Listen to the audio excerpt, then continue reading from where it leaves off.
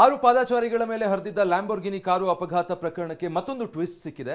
ಉದ್ಯಮಿ ಕೆಕೆ ಮಿಶ್ರಾ ಪುತ್ರ ಶಿವಂ Mishra car ಚಲಾಯಿಸಲಿಲ್ಲ, driver ಓಡಿಸ್ತಾ ಇದ್ರು ಅಂತ ಕೋರ್ಟ್ಗೆ ಅಫಿಡವಿಟ್ ಸಲ್ಲಿಸಲಾಗಿದೆ. ಅರೆಸ್ಟ್ ಆದ 6 ಗಂಟೆಯಲ್ಲೇ ಜಾಮೀನಿನ ಮೇಲೆ ರಿಲೀಸ್ ಆಗಿದ್ದಾರೆ. ಈ ಕುರಿತ ರಿಪೋರ್ಟ್ ಇಲ್ಲಿದೆ ನೋಡಿ.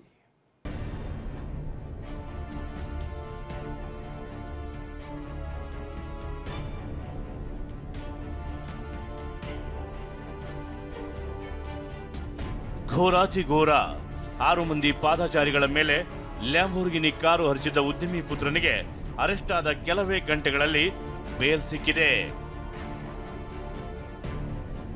4 ದಿನಗಳ ಬಳಿಕ ತಂಬಾಕು ದೊರೆ ಕೆಕೆ ಮಿಶ್ರಾ ಪುತ್ರ ಅರೆಸ್ಟ್. ಜೈಲು ಸೇರಿದ 6 ಗಂಟೆಯಲ್ಲೇ ಶಿವಂ ಮಿಶ್ರಾಗೆ ಸಿಕ್ತು ಜಾಮೀನು.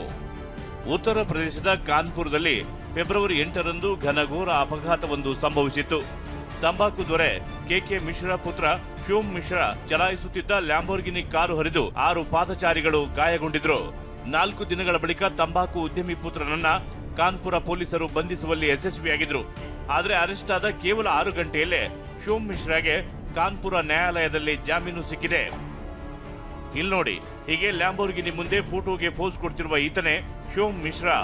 ಶಿವಂ ಮಿಶ್ರಾ ಮದ್ಯದ ಮತ್ತಲ್ಲಿ ಚಲಾಯಿಸುತ್ತಿದ್ದ ಲ್ಯಾಂಬೋರ್ಗಿನಿ ಕಾರು ಫೆಬ್ರವರಿ 8ರಂದು ಕಾನ್ಪುರದ ರೇವತ್ರಿ ಮಾಲ್ ಬಳಿ ಪಾದಚಾರಿಗಳ ಮೇಲೆ ಹರಿದಿತ್ತು. ಇದಾದ ಮೇಲೆ ಸ್ಥಳಕ್ಕೆ ಆಗಮಿಸಿದ್ದ ಬೌನ್ಸರ್ ಕಾರು ತೆಗೆದುಕೊಂಡು ಹೋಗಿದ್ರು. ಇಲ್ಲಿ ಡ್ರೈವರ್ ಸೀಟ್ನಿಂದ ಶಿವಂ ಮಿಶ್ರಾನನ್ನ ಹೊರ ತೆಗೆಯುತ್ತಿರುವ ದೃಶ್ಯವನ್ನ ತೋರಿಸ್ತೀವಿ, ಒಮ್ಮೆ ನೋಡ್ಬಿಡಿ.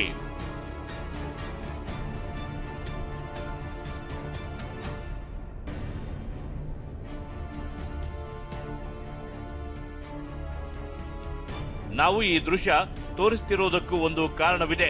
ಆಗಿದ್ದೇನೆಂದ್ರೆ, ಲ್ಯಾಂಬೋರ್ಗಿನಿ ಕಾರು ಅಪಘಾತದ ವೇಳೆ ಕಾರನ್ನ ಮಿಶ್ರಾ ಚಲಾಯಿಸುತ್ತಿರಲಿಲ್ಲವಂತೆ. ಬದಲಾಗಿ ಶಿವಂ ಮಿಶ್ರಾನ ಚಾಲಕ ಮೋಹನ್ ಲ್ಯಾಂಬೋರ್ಗಿನಿ ಓಡಿಸುತ್ತಿದ್ದರಂತೆ. ಹೀಗೆಂದು ನ್ಯಾಯಾಲಯಕ್ಕೆ ಶಿವಂ ಪರ ವಕೀಲ ನರೇಶ್ ಚಂದ್ರ ತ್ರಿಪಾಠಿ ಅವರು ಅಫಿಡವಿಟ್ ಸಲ್ಲಿಸಿದ್ದಾರೆ. ಶಿವಂ ಮಿಶ್ರಾಗೆ ಜಾಮೀನು ಕೊಡಿಸುವಲ್ಲಿ ಯಶಸ್ವಿಯಾಗಿದ್ದಾರೆ.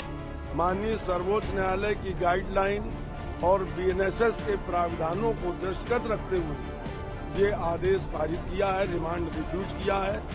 इससे उत्तर प्रदेश में कानून का राज स्थापित होगा। बिल्कुल अभी हो रही है 20,000 रुपए की अंडरटेकिंग और 20,000 रुपए के पीवी पे वो रिहा हुआ है।